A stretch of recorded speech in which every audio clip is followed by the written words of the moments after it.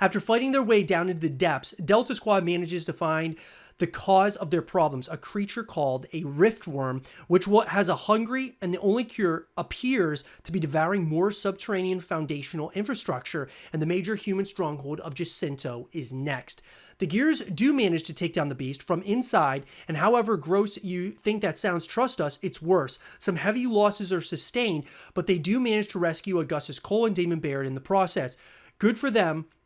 Still, the whole affair is hairier than the COG expected, and as such, they retreat and take a different strategy. The Gears are rerouted to check out a nearby research facility, which had been looking for a cure to emulsion sickness. With human test subjects, the results, unfortunately, were monstrous creatures called sires. But the trip winds up not being a total loss when the Gears discover not just the location of the Locust capital, Nexus, but the existence of the Locust Queen, Mira. Now, I will say, guys, when they went to this research facility, this is another point in Gears of War's history I'd like to explore more, because that research facility where they were trying to treat and cure emulsion sickness was a really interesting place. Now, the sires were pretty creepy creatures without question, but that's another spot, in Gears of War's history I would love to, do more research on and really learn more about. Kind of like the Pendulum Wars. I thought that research facility was something really special. Now, obviously, guys, we're getting to the point where the Lambent really come into the fray here, and the Lambent,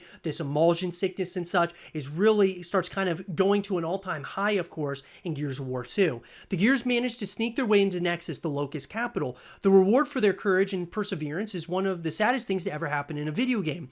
After they find Dom's wife, Maria, tortured and lobotomized in a Locust prison, Dom forces himself to kill her out of mercy. After everyone is done, staring into the middle of distance for a couple hours, the Gears make another less sad but equally horrifying discovery.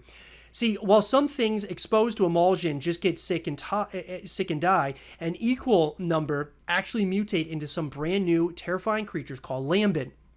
The new ugly Lambent are currently at war with old ugly Locust, and the Gears discover that Mira's plan to sink Jacinto is less about giving humanity the middle finger than creating a massive flood throughout Nexus to wipe out the Lambent after the Lambent have evacuated. It's not a bad idea, aside from the fact that the Gears aren't a huge fan of the after the Locusts have evacuated part. The Gears manage to escape Nexus after killing Mira's right-hand man, but not before making the eyebrow-raising insinuation that she knows Marcus's father. So, obviously, guys, the decision is made by COG Brass to go ahead with the Queen's plan and let Jacinto sink, which they accomplish using a Locust Brumac that gets a little too swollen emulsion for its own good. After they blow it up with the Hammer of Dawn, Jacinto sinks, and humanity retreats to the island of Vectes to start over again. And this is where, obviously, guys, Gears of War 2 comes to an end, and what an incredible experience. I mean, that Gears of War 2 at the time was my favorite game of all time. I was like, wow, this is absolutely incredible.